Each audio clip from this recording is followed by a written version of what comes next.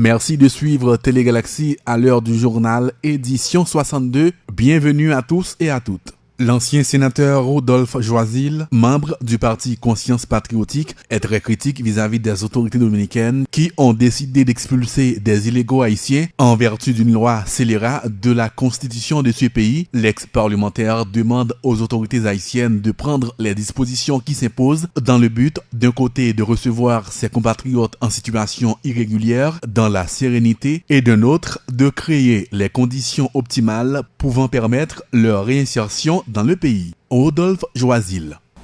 Nous estimons d'abord que la crise ne date pas d'aujourd'hui. Son crise qui prend racine, comme le sénateur Johnson dit, depuis le massacre orchestré par Trujillo vers les années 1935. Son crise qui continuait avec façon que sous l'air du Valier, ils ont embauché des Haïtiens, ils ont vendu des Haïtiens pour aller faire Zafra en République dominicaine.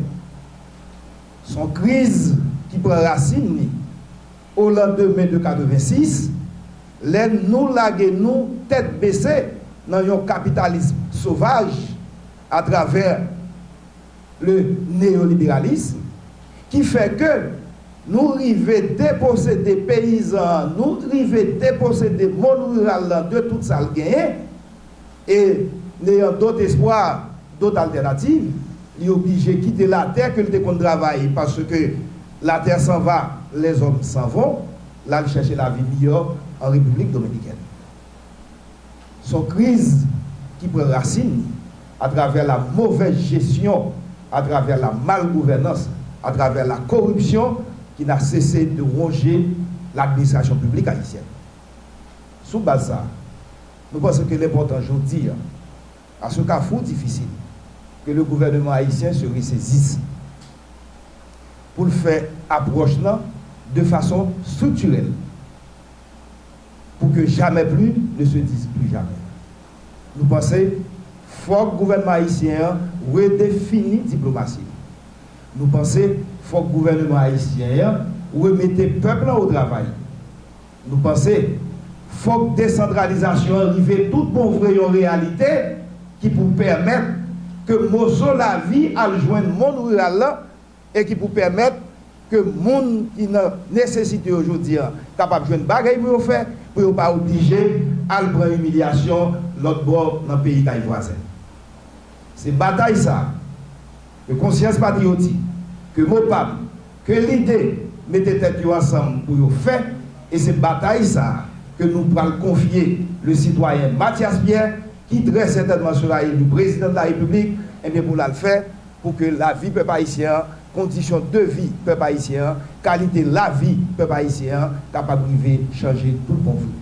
Mathias Pierre, candidat à la présidence, se dit lui aussi préoccupé par les déportations d'illégaux haïtiens de la République dominicaine. C'est un problème crucial qu'il faut gérer avec tact et responsabilité, a souligné M. Pierre, qui invite du coup les instances compétentes à agir avec la dernière rigueur contre les Dominicains en interdisant notamment la vente des produits dominicains sur le sol haïtien ou encore résilier les contrats liant l'État haïtien à des firmes de construction dominicaines. Mathias Pierre au micro de Jean-Guy Sandra-Mémé.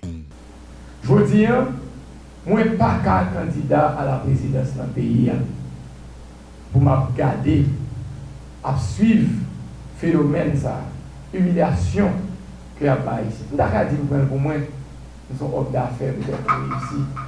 Même les deux petites filles, 17 ans, 18 ans et demi, ils ont tous deux un passeport haïtien. Qui ça m'a quitté pour eux? Comment ils vont sortir? Je dis, nous avons un travail pour faire. Chaque monde qui a une carte d'identité dans mon carte électorale, posez tête aux questions ça. Dans l'élection, ça va venir. Ça va le faire pour la fierté haïtienne. Pour qu'il y ait des gens qui ont une capacité pour défendre l'intérêt Haïti, je dis. Et je vais vous donner quelques données. Je dis, son jeu d'intérêt qui fait un pile monde pas qu'à prononcer sur la question d'Haïti à la République dominicaine. Je veux dire, moi, quoi que nous faisons pour lier le commerce à l'immigration. nous envahissons effectivement la République dominicaine, quand vous êtes madame là, dit là, pour aller chercher job, salaire minimum à 200 gouttes. Oui, quand il haïtien l'autre bois, quand il haïtien en bâté, vous avez parce que vous avez besoin de couper quand. Quand il l'autre haïtien qui est dans l'université, vous ne pouvez pas traiter comme ça parce qu'il a payé quoi dans l'université. Quand il l'autre haïtien qui a un gros business, vous ne pouvez pas mettre au dehors. Tandis que les petits pauvres malheureux qui traversent, il a maltraité, il a saccagé, il a crasé caillou, il a détruit ça. Et puis, il a fait peur. Le gouvernement dominicain officiellement dit que la déportation est pour commencer. Mais le peuple dominicain, quand ça a été fait à l'époque de Nazi, il a lagué le peuple là, derrière l'autre peuple là, pour détruire, pour battre. Je dis, moi je prends des peuples haïtiens pour nous prendre responsabilité. Parce que si Dessalines, Christophe, Toussaint est élevé aujourd'hui, il doit défendre les Haïtiens, il doit défendre le peuple haïtien par rapport à Jean de Bagay. Si nous envahissons la Dominicanie avec un paquet de monde qui peut chercher emploi, la Dominicanie envahit nous avec les produits dominicains. 2 milliards de dollars d'exportation de la République dominicaine vers Haïti chaque année. Chaque année, nous sommes plus gros marché pour la République dominicaine, je dis. 2 milliards de dollars de commerce. Ça veut dire que vous faites production dans le pays, vous venez vendre ici. Je dis, si la République dominicaine, suivant la proposition qu'elle fait, pas entrer dans une dynamique pour qu'elle arrête les déportations, arrêter toute bagaille qu'a fait sur haïtien, il faut que nous bloquions la frontière haïtienne contre les produits dominicains. Et il faut que nous ayons des peuples haïtiens pour ne pas consommer produits dominicains sous territoire national là. Si les Dominicains sont pas d'accord pour faire battre. Le MOPAM et la conscience patriotique se disent de plus en plus préoccupés par les rapatriements des Haïtiens jugés illégaux en République dominicaine. À en croire ces deux entités, l'État haïtien se doit de prendre les mesures appropriées en vue de recevoir dans la dignité ses compatriotes. Par ailleurs, le MOPAM et la conscience patriotique plaident pour une diplomatie active de manière à résoudre les problèmes migratoires entre les deux pays. Suivons tour à tour John Joël Joseph et Samuel Bernard. C'est inacceptable. Non, après 200 combien années de l'indépendance, génération qui n'a vu venir aujourd'hui a constaté humiliation, a constaté bastonnade, a constaté déportation massive que les Dominicains ont fait action qui ont sorti en République dominicaine pour venir en Haïti. C'est avec un pile tristesse que génération, ça que nous-mêmes nous appartenons, à revivre timidement massacre que les Dominicains ont fait déjà sous fait action pendant que les dirigeants parmi eux ont été en silence. C'est inacceptable aujourd'hui. Nous avons regardé sur les réseaux sociaux. Frères actionnaires qui ont traîné en pleine rue en République dominicaine. Jeunes filles ou garçons qui attendent en République dominicaine. Ça qui est rendu public à travers les réseaux et ça est tout qui était en cachette que le monde ne pas reconnaître.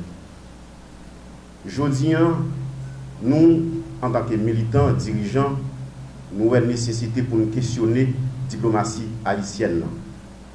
Est-ce que la diplomatie haïtienne est à la hauteur des crises, des arrêts 168-13 qui, aujourd'hui, a déporté massivement frères actionnaires, ça qui naît en République dominicaine et qui gagne nationalité dominicaine, et ça tout qui sortit en Haïti, qui allait pour des raisons tout le monde connaît par rapport à la question misère, qui rendent là-bas. Et je ne dis pas victime de ça une sorte de manœuvre raciste contre eux-mêmes, spécialement contre les peuple haïtien. Consterné par le désarroi des milliers d'Haïtiens et de Dominicains d'origine haïtienne frappés par l'arrêt 168-13 du tribunal constitutionnel dominicain, je crois, en tant que citoyen et en tant que candidat à la présidence, qu'il est nécessaire de formuler des propositions concrètes au gouvernement de mon pays. Devant l'ouragan et la tempête qui menacent Haïti face à la déportation de nos compatriotes, tout citoyen conséquent, à quelque chapelle politique qu'il puisse appartenir, a la responsabilité morale de se montrer solidaire. S'il est vrai que l'irresponsabilité de nos dirigeants peut mettre la barque nationale en péril, il est tout aussi vrai que nous devons, par des propositions concrètes, les aider à éviter le pire. L'heure est grave. Les autorités haïtiennes ne peuvent pas, sous peine de déchéance face à l'histoire, ne pas considérer l'ampleur de ce phénomène qui peut tenir lieu de catastrophe humanitaire. Si le gouvernement dominicain doit, dans le refoulement des sans-papiers, un nettoyage des archives de l'immigration, nous autres, nous ne sommes pas dupes. Nous y voyons au fond l'expression d'une discrimination viscérale. C'est une situation cruciale qui doit interpeller réellement les dirigeants haïtiens à démontrer leur sens de responsabilité par la prise de mesures les plus adaptées. Tout en reconnaissant à l'État dominicain la prérogative de réguler sa politique migratoire, il est inconcevable par ailleurs que la chancellerie haïtienne n'ait pas pu éviter cette catastrophe qui risque de déstabiliser le pays, alors que des organismes de défense des droits humains, tant sur le plan national qu'international, depuis très longtemps, n'ont cessé d'alerter le régime en place. L'heure est à l'action, l'heure au sens de responsabilité. Nous exhortons le gouvernement haïtien à prendre des décisions dignes de nos ancêtres qui nous ont légué cette terre. Nous proposons à l'État haïtien les mesures suivantes. 1. Que l'État haïtien confie, conformément au droit international, le dossier des ressortissants haïtiens aux instances internationales compétentes en vue d'obtenir de la République dominicaine un moratoire de 6 mois, le temps pour le gouvernement haïtien de se préparer à accueillir les ressortissants. 2. Que l'ambassade d'Haïti en République dominicaine continue avec le processus d'identification des Haïtiens afin de créer une base de données sur la situation de ces derniers en République dominicaine.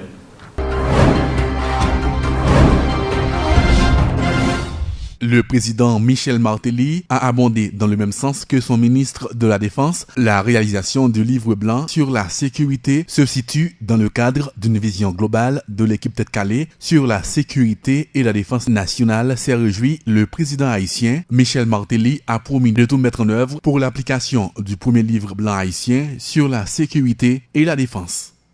La recherche de la paix, de la sécurité et du développement est une activité continue que se doit de mener une nation pour garantir la protection de ses citoyens. Ces raisons qui, entre autres, m'ont poussé à ordonner et autoriser l'élaboration du premier livre blanc sur la défense pour Haïti se trouvent déculpées devant les efforts et sacrifices consentis par les membres de la commission pour soumettre aujourd'hui ce document que je reçois au nom de l'État haïtien. Comme l'indique le titre du document, Livre blanc sur la sécurité et la défense nationale pour le développement économique et social durable d'Haïti, il y a développé les thèmes relatifs à la sécurité, la défense nationale et le rapport dans le processus de développement durable et d'intégration internationale du pays, ainsi que les objectifs et les politiques qui en découlent. Bref, tout un ensemble de visions et d'approches que nous, Haïtiens, devons connaître pour que notre participation à la construction de la paix et la sécurité nationale et internationale soit une réalité. De toute évidence, les menaces contre l'État haïtien et contre sa population sont multidimensionnelles. La plupart proviennent de l'extérieur, du fait de l'évolution du monde, notamment de la globalisation. D'autres proviennent de l'intérieur même du pays. En vertu de ce fait, la Constitution de la République d'Haïti attribue en tant que devoir à l'État de défendre sa souveraineté nationale, de garantir la jouissance totale des droits humains, de protéger la population des menaces contre sa sécurité et de faire, d'une manière générale, la promotion du bien-être, de la répartition équitable des richesses, fondement même de la justice sociale en vue du développement intégral et équilibré de notre nation.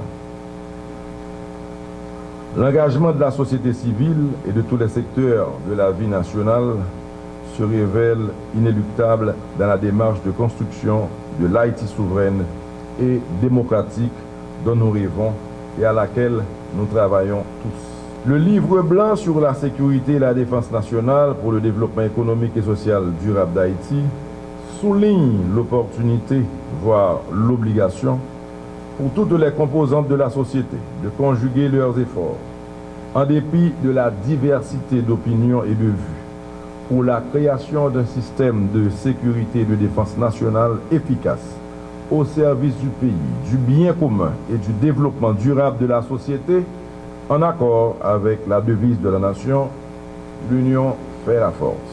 Les membres de la commission présidentielle sur le livre blanc sur la sécurité et la défense nationale ont remis officiellement leur travail au chef de l'État Michel Martelly ce jeudi. La cérémonie s'est déroulée en présence de plusieurs autorités de l'État, notamment le Premier ministre Evans Paul. Dans son intervention, le ministre de la Défense, Léonard Renault, a exprimé sa satisfaction pour cet outil, dit-il, important dans la mise en place d'une force de défense nationale.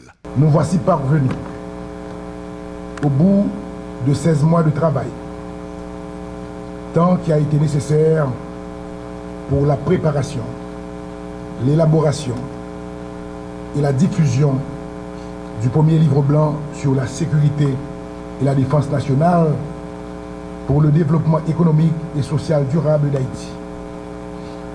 Il va sans dire qu'une telle œuvre n'est pas sortie de rien. Ce n'est donc pas une entreprise ex nihilo ou une génération spontanée. En effet, depuis notre indépendance, fruit d'une épopée qui n'a jamais été égalée, nous ne cessons de lutter contre les forces adverses, soit en consolidant nos conquêtes, soit en préservant nos acquis, soit en protégeant notre bien commun par notre contribution dans la création d'un environnement anti-esclavagiste, sécuritaire et stable. Cela étant dit, pour avoir combattu l'ostracisme sous toutes ses formes, Haïti occupe une place de choix qu'aucun accident de parcours ne peut lui disputer, voire même lui ravir. Plus près de nous, il y a 20 ans, que nous regardons impuissants le spectacle hideux du vide sécuritaire dû à l'absence de force nationale de défense, qu'aucune autre ne peut valablement remplacer en tant que partie visible de l'âme de toute une nation. Toutefois, cette situation qui nous interpelle, tous n'a pas laissé indifférents les dirigeants et les secteurs organisés de la société civile qui, à travers plusieurs commissions mandatées pour réfléchir sur l'opportunité et les modalités de remodaliser la composante militaire de notre force publique, traitent ce sujet comme un impératif constitutionnel relevant de l'intérêt national.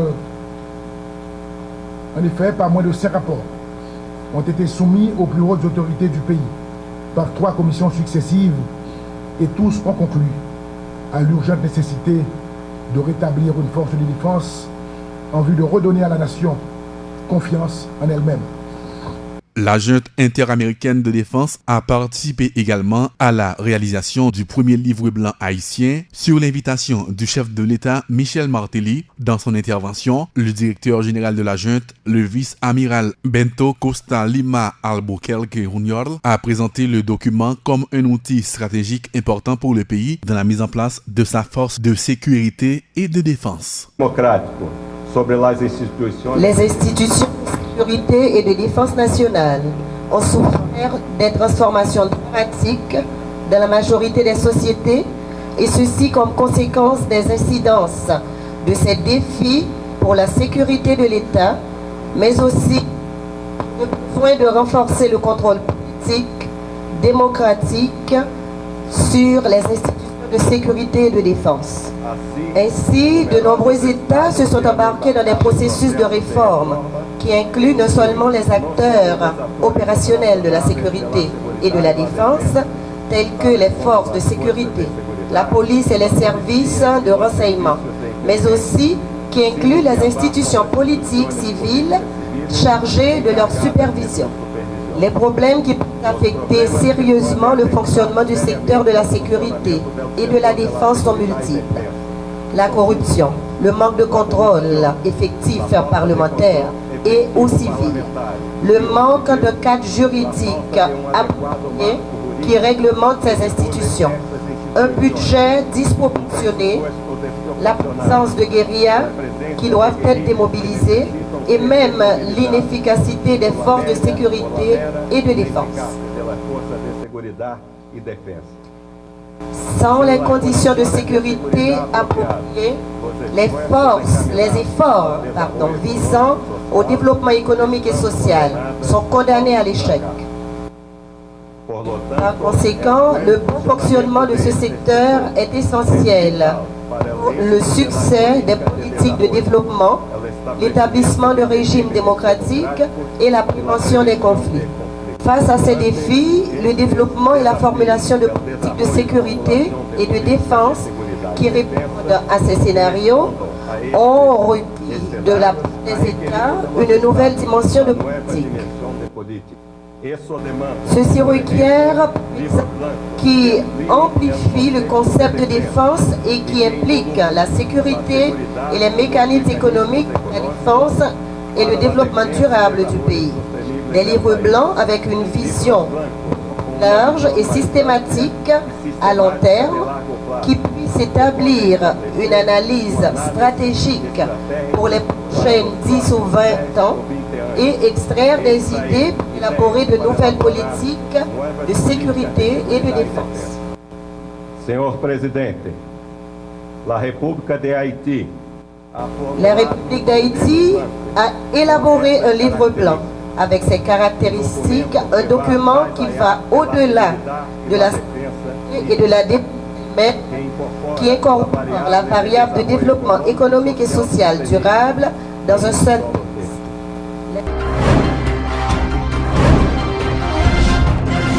À présent, un coup d'œil dans l'actualité internationale. Au moins, les points de blocage sont clairement identifiés. Les créanciers, Fonds monétaire international en tête, veulent qu'Athènes coupe davantage dans ses dépenses. Ils réclament par exemple que l'âge de départ en retraite passe à 67 ans dès 2022 et demandent la fin progressive d'ici 2 ans de l'aide aux retraités les plus pauvres. Pas question de toucher davantage aux pensions, leur répond le gouvernement de Tsipras, alors que les manifestations contre l'austérité se multiplient dans le pays. Les créanciers estiment par ailleurs que les 200 millions d'euros de réduction dans le budget de la défense sont insuffisants. Ils réclament 2 fois plus. Ils insistent enfin pour que le taux de TVA de 23% s'applique aux restaurants et non un taux réduit de 13%. Alors comment expliquer qu'au début de la semaine, un vent d'optimisme soufflait et qu'aujourd'hui les négociations apparaissent dans l'impasse ? C'est surtout le FMI qui se montrerait le plus pointilleux. Sa directrice générale, Christine Lagarde, jugerait qu'Athènes insiste trop sur les hausses de taxes et pas assez sur les coupes dans les dépenses. Et puis il y a l'épineux problème de la dette, 180% du PIB. Les Grecs réclament des mesures d'allègement dont certains créanciers ne souhaitent à ce stade pas discuter. À l'organisation de l'État islamique en janvier dernier, après 4 mois de siège, les djihadistes ont fait de nouvelles incursions dans la ville. 2 attentats suicides ont été commis selon l'OSDH, l'Observatoire syrien des droits de l'homme, qui affirme par ailleurs qu'au moins 23 Kurdes syriens ont été exécutés par les djihadistes dans un village dans les environs de Kobané. Écoutez les précisions du directeur de l'OSDH. Il semble que l'organisation de l'État islamique ait fait coïncider sa nouvelle attaque sur Kobané 5 mois exactement après avoir été chassé de cette ville par les combattants kurdes. Les combats qui s'y déroulent actuellement sont d'une extrême violence et ils ont été précédés par un attentat à la voiture piégée dans l'un des quartiers de Kobané.